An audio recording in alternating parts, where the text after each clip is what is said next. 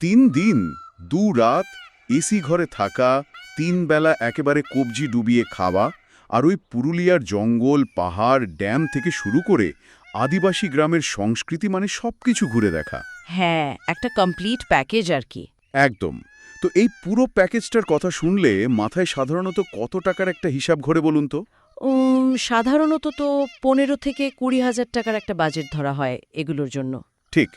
কিন্তু যদি বলি এই পুরো ট্রিপটার খরচ জনপ্রতি মাত্র 6,400 টাকা। ওরে বাবা, সত্যি তাই? হ্যাঁ, ঠিকই শুনছেন। আজ আমাদের হাতে মানে এমন কিছু তথ্য আর হিসাব নিকাশ এসেছে যা এই ট্রাভেল ইন্ডাস্ট্রির প্রচলিত ধারণাগুলোকে একেবারে ভেঙে চুরমার করে দেয়। আচ্ছা। আজকের এই ডিপ ডাইভের মূল বিষয় হল পুরুলিয়া ভ্রমণ। আমাদের কাছে পুরুলিয়ার মুনরাইজ রিসর্টের একটা বিস্তারিত বাজেট ট্রাভেল গাইড, খরচের পুঙ্খানুপুঙ্খ হিসাব আর একটা খুব গোছানো ভয়েস ওভার স্ক্রিপ্ট আছে। বাহ, দারুণ সোর্স তো। হ্যাঁ, তো আজকের আলোচনার লক্ষ্যই হল এই আর্থিক ধাঁধাটার সমাধান করা। মাত্র 6 থেকে 7,000 টাকার মধ্যে 4 জনের একটা দল কিভাবে এই এক্সপেরিয়েন্সটা পেতে পারে, তার পেছনের নিখুঁত পরিকল্পনাটা আসলে কি। আচ্ছা, চলুন বিষয়টা একটু খুলে দেখা যাক। হ্যাঁ, চলুন। এই পুরো রূপরেখাটা মানে আক্ষরিক অর্থেই তো মাইক্রো ম্যানেজড ট্রাভেল ইকোনমিক্স বা ওই নিখুঁত ভ্রমণ অর্থনীতি যাকে বলে, তার একটা অসাধারণ দৃষ্টান্ত। ঠিক। আমরা যখন কোনো জায়গায় যাওয়ার কথা ভাবি তখন সবচেয়ে বেশি মানসিক চাপটা তৈরি হয় কোথায় জানেন? ওই লজিস্টিক্স নিয়ে। একদম। কোথায় থাকবো, কিভাবে যাতায়াত করব। হ্যাঁ, আর সবচেয়ে বড় কথা, কোথায় কত লুক্কায়িত খরচ বা ওই হিডেন কস্ট আছে। এই গাইডটা আসলে ঠিক সেই জায়গাটাতেই আঘাত করেছে। এটা কিন্তু কোনো ম্যাজিক নয়, এটা হলো একেবারে নিখুঁত একটা ফাইন্যান্সিয়াল প্ল্যানিং। ঠিক বলেছেন। আর এই প্ল্যানিংয়ের শুরুটা হচ্ছে গন্তব্যে পৌঁছানোর ধাপ থেকে। আচ্ছা। আমাদের তথ্যসূত্র বলছে কলকাতা থেকে পুরুলিয়ার বড়াভূম স্টেশন পর্যন্ত যাতায়াতের প্রধান মাধ্যম হিসেবে বেছে নেওয়া হয়েছে ট্রেনকে। আর স্লিপার ক্লাসের ভাড়া যাতায়াত মিলিয়ে জনপ্রতি পড়ছে মাত্র 250 থেকে 350 টাকার মতো। বেশ সস্তা। হ্যাঁ, মানে 4 জনের একটি দলের জন্য ট্রেনে যাতায়াতের মোট খরচ দাঁড়াচ্ছে 1000 থেকে 1400 টাকার মতো। কিন্তু এখানে আমার একটা খটকা লাগছে। কি রকম? স্লিপার ক্লাস মানে যখন আমরা একটা রিল্যাক্সিং ট্রিপের কথা বলছি তখন যাতায়াতের ক্ষেত্রে এই সেভিংসটা কি একটু বেশি আপোষ হয়ে যাচ্ছে না? এখানে সবচেয়ে চমকপ্রদ বিষয়টা হলো এই স্লিপার ক্লাস বেছে নেওয়ার সিদ্ধান্তটার পেছনে শুধু যে টাকা বাঁচানোই একমাত্র কারণ তা কিন্তু নয়। তাই নাকি? হ্যাঁ, এর একটা মনস্তাত্ত্বিক দিকও আছে আসলে। ট্রেনের এই জার্নিটা সাধারণত ওভারনাইট বা রাতের বেলার হয়। রাতে ট্রেনে ওঠা। হ্যাঁ, রাতে ট্রেনে উঠছেন, ঘুমোচ্ছেন আর সকালে গন্তব্যে পৌঁছাচ্ছেন। এর ফলে ভ্রমণের জন্য আপনার দিনের আলো বা ওই ডে লাইট আওয়ার্স একদমই নষ্ট হচ্ছে না। ও আচ্ছা, মানে পুরো দিনটাই পাওয়া যাচ্ছে। একদম। আর পাশাপাশি যাত্রাপথের একটা রাতের জন্য কোনো হোটেলের ভাড়াও গুনতে হচ্ছে না। বাহ, এটা তো বাজেটের দিক থেকে অত্যন্ত স্মার্ট একটা সিদ্ধান্ত। ঠিক তাই। এটা আপনার সময় এবং অর্থ দুটোই খুব সুন্দরভাবে অপটিমাইজ করছে। পয়েন্টটা বেশ লজিক্যাল। দিনের আলো পুরোপুরি কাজে লাগানো যাচ্ছে। এরপর আসা যাক স্টেশন থেকে রিসর্টে যাওয়ার কথায়। আচ্ছা। হ্যাঁ, ভয়েস ওভার স্ক্রিপ্টে একটা খুব ইন্টারেস্টিং কথা বলা হয়েছে। স্টেশন থেকে আগে থেকে বুক করা গাড়ি পর্যটকদের নিয়ে যায় প্রকৃতির কোলে অবস্থিত মুনরাইজ রিসর্টে। এই প্রি বুকড বিষয়টা খুব জরুরি। হ্যাঁ, এই যে আগে থেকে বুক করা গাড়ি, এটার গুরুত্ব কিন্তু অনেক। আমি নিজেই দেখেছি অচেনা স্টেশনে ট্রেন থেকে নামার পর লাগেজ নিয়ে দরদাম করে গাড়ি খোঁজাটা যে কতটা ক্লান্তিকর। উফ, একদম তাই। মানসিক ক্লান্তির বিষয়টা না শারীরিক ক্লান্তির চেয়েও অনেক সময় বেশি হয়ে দাঁড়ায়। একদম ঠিক।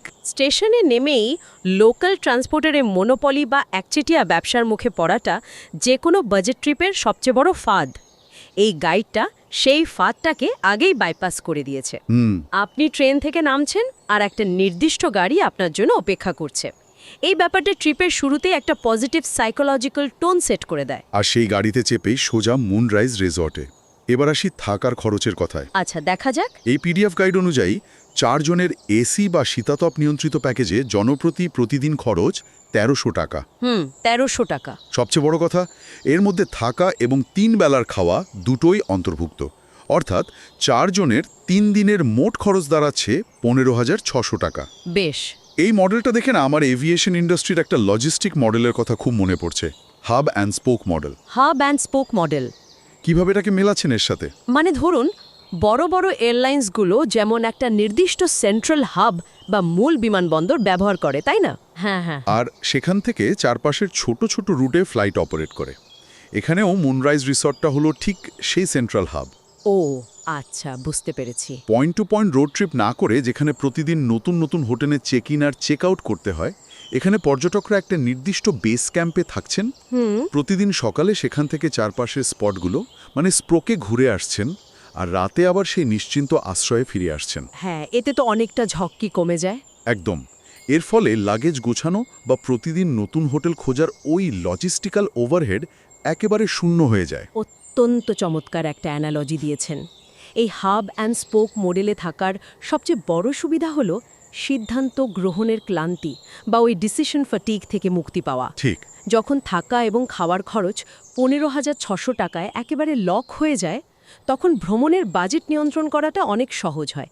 একটু ভেবে দেখুন তো, বলুন। পুরুলিয়ার মতো জায়গায় যেখানে জঙ্গল, ড্যাম আর পাহাড়, সেখানে সব জায়গায় তো আর চাইলেই ভালো রেস্তোরাঁ পাওয়া যাবে না। একদমই পাওয়া যাবে না। তো সেখানে 3 বেলা খাবারের একটা নিশ্চয়তা থাকাটা একটা বিশাল ব্যাপার।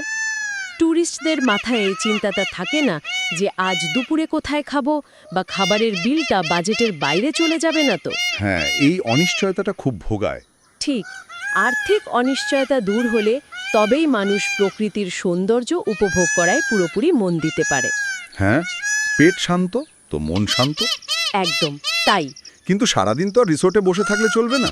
পুরুলিয়ার আসল রত্নভাণ্ডার তো লুকিয়ে আছে তার ওই পাহাড় আর লেকের ভাঁজে ভাঁজে। হ্যাঁ, ঘুরে তো দেখতেই হবে। আমাদের সোর্স থেকে দেখা যাচ্ছে ঘুরে বেড়ানোর জন্য একটি 5 সিটার এসি গাড়ির 3 দিনের মোট ভাড়া ধরা হয়েছে 8,800 টাকা। আচ্ছা। কিন্তু এই 8,800 টাকার ব্রেকডাউন বা ভাগগুলো দেখলে বেশ অবাক হতে হয়। আমি যদি লিস্টটা একটু পড়ি। হ্যাঁ বলুন। বরাভূম স্টেশন থেকে পিকআপ এবং ড্রপের জন্য 1,000 করে মোট 2,000 টাকা। এরপর মাথা ফরেস্ট, পাখি পাহাড় এবং পার্ডি লেক ঘোরার জন্য 1,000 টাকা। চরিদা চৌগ্রাম মানে যেটা নাচের গ্রাম হিসাবে পরিচিত এবং খয়রাবেড়া ড্যামের জন্য আরও 1,000 টাকা। এই ভাগগুলোর মধ্যে না একটা নির্দিষ্ট প্যাটার্ন আছে যা একটু গভীরভাবে খেয়াল করা দরকার। সেটাই তো। দাঁড়ান আমি পরের অংশটা পড়ি, তাহলেই বুঝতে পারবেন প্যাটার্নটা কতটা অদ্ভুত। আচ্ছা। একটা বিশাল লম্বা list, লোহারিয়া Shiva Mandir, Mayur Pahar, marble lake, Bamuni falls, Turga falls এবং ভয়েস ওভার স্ক্রিপ্ট অনুযায়ী এর সাথে upper dam, lower dam, Ram Mandir, Turga dam, মানে এই এতগুলো জায়গার জন্য গাড়ির ভাড়া ধরা হয়েছে মাত্র 2,200 টাকা। ওরে বাবা, এতগুলো স্পট! হ্যাঁ, আবার উল্টো দিকে পাহাড় সাইড ভিউ পয়েন্ট এবং বিখ্যাত মুরগুমা ড্যামের মতো মাত্র 2 কি 3টে জায়গার জন্য ভাড়া ধরা হয়েছে 2,600 টাকা। ইন্টারেস্টিং। তো এখানে একটা প্রশ্ন জাগে, মাত্র 2,200 টাকায় এতগুলো ড্যাম, লেক আর ফলস, আবার মুরগুমা ড্যামের জন্য 2,600? হ্যাঁ, একটু অদ্ভুত তো বটেই। আমি যদি ম্যাপটার কথা ভাবি, এই যে 2,200 টাকার লম্বা লিস্টটা, এগুলো কি সব একই রুটে পড়ে? মানে এরা কি পর্যটন কেন্দ্রের গুরুত্ব বা জনপ্রিয়তার উপর ভিত্তি করে রেট কার্ড বানায়নি? আপনার পয়েন্টটা বুঝতে পারছি। বরং তেলের খরচ আর ওই ভৌগোলিক দূরত্বের উপর ভিত্তি করে এই দামটা ঠিক করেছে। যদি আমরা এর বৃহত্তর প্রেক্ষাপটটা দেখি, তাহলে আপনার এই অনুমানটাই একেবারে সঠিক বলে প্রমাণিত হবে। তাই নাকি? হ্যাঁ, এটাকে ট্রাভেল ইকোনমিক্সের ভাষায় বলা যায় জিওগ্রাফিক্যাল ক্লাস্টারিং বা ভৌগোলিক ক্লাস্টারে ভাগ করা। আচ্ছা। গাড়ির ভাড়ার এই ভেরিয়েশনগুলো প্রমাণ করে যে লোকাল ট্রান্সপোর্ট ইকোনমি কাজ করে দূরত্ব এবং জ্বালানি খরচের ওপর ভিত্তি করে, ট্যুরিস্ট স্পটের গ্ল্যামারের ওপর ভিত্তি করে নয়। মানে পপুলারিটি দিয়ে প্রাইস ঠিক হচ্ছে না। একদম না। যে লিস্টার জন্য 2,200 টাকা ভাড়া ধরা হয়েছে, সেখানে এতগুলো জায়গা থাকা সত্ত্বেও খরচ তুলনামূলকভাবে কম, কারণ স্পটগুলো ম্যাপের একই রুটে পরপর অবস্থিত। তার মানে পর্যটকদের বিক্ষিপ্তভাবে কেদিক ওদিক না ঘুরিয়ে একটা নির্দিষ্ট সার্কিট ধরে ঘোরানো হচ্ছে। ঠিক তাই। আর এটাই হলো ভ্রমণের ক্ষেত্রে এনার্জি কনজারভেশন বা শক্তি বাঁচানোর বিজ্ঞান। বাহ! আপনি যখন একদিকের স্পটগুলো একদিনে কভার করেন, তখন সেটা সময় এবং শারীরিক এনার্জি দুটোর জন্যই খুব সাশ্রয়ী হয়। আর ওদিকে চরিদা, চৌগ্রাম বা খয়রাবেড়া? হ্যাঁ, অন্যদিকে চরিদা চৌগ্রাম আর খয়রাবেড়া ড্যাম হয়তো রিসর্ট থেকে কাছাকাছি বা অন্য কোনো ছোট রুটের মধ্যে পড়ে, তাই সেটার ভাড়া মাত্র 1,000 টাকা। আচ্ছা। এবার বুঝতে পারছি, কিন্তু এখানে আমার আরেকটা প্রশ্ন মাথায় আসছে। কি প্রশ্ন? 3 দিনে এতগুলো জায়গা, এটা কি সত্যি উপভোগ করার মতো রিল্যাক্সিং ট্রিপ, নাকি পুরুলিয়া দেখার একটা ম্যারাথন দৌড়? মানে একটু হেকটিক মনে হচ্ছে। হ্যাঁ, মানে এতগুলো স্পট কভার করতে গিয়ে কি ভ্রমণের আসল মজাটাই হারিয়ে যায় না?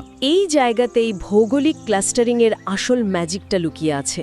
আচ্ছা, ম্যারাথন মনে হলেও লজিস্টিক্যালি এটা খুব স্মার্ট একটা মুভ।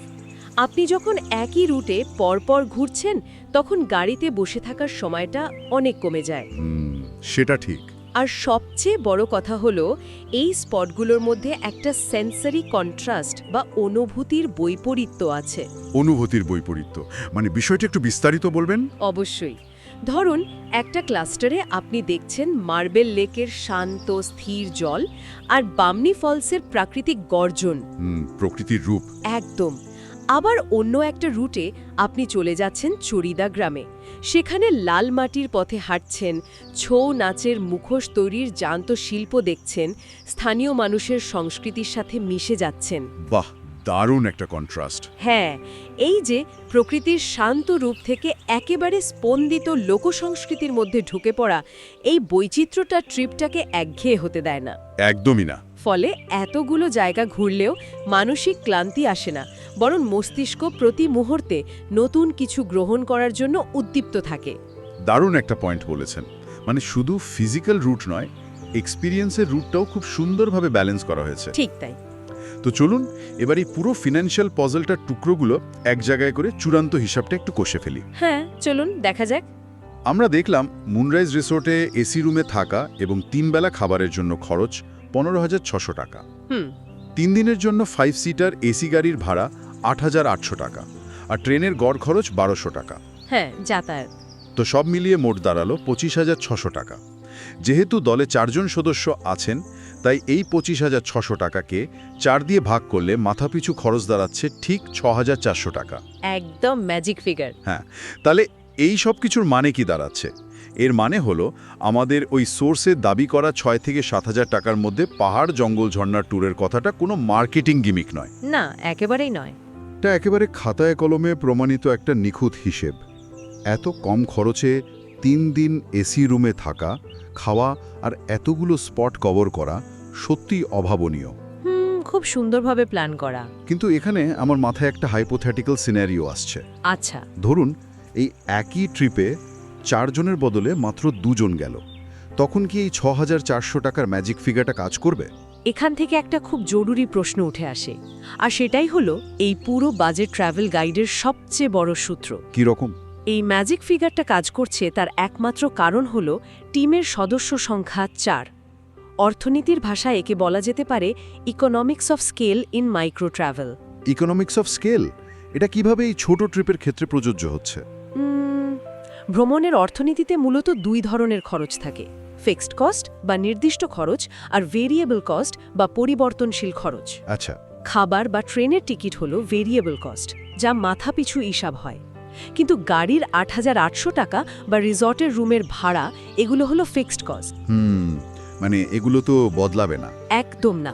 আপনি গাড়িতে 2 জন বসুন আর 4 জন বসুন, ভাড়া ওই 8,800 টাকাই থাকবে। ও আচ্ছা।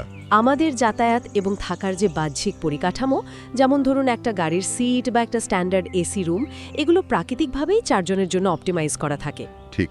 তো যখনই দলে 4 জন থাকে, এই ফিক্সড কস্টগুলো খুব সুন্দরভাবে ভাগ হয়ে যায়। মানে গাড়ির 8,800 টাকা 4 জনের মধ্যে ভাগ হলে জনপ্রতি পড়ে 2,200 টাকা। একদম। কিন্তু একটু ভেবে দেখুন, যদি মাত্র 2 জন যেতেন, তবে গাড়ির খরচ এক ধাক্কায় মাথাপিছু 4,400 টাকা হয়ে যেত। ও, বুঝতে পেরেছি। তার মানে এই 4 সংখ্যাটা ভাঙলেই পুরো বাজেটের মডেলটা হুড়মুড় করে ভেঙে পড়বে। ঠিক তাই। রুমের ভাড়ার ক্ষেত্রেও একই ব্যাপার ঘটবে। 2 জনের জন্য একটা পুরো রুম নিলে মাথাপিছু থাকার খরচও এক লাফে অনেকটাই বেড়ে যাবে। একদম।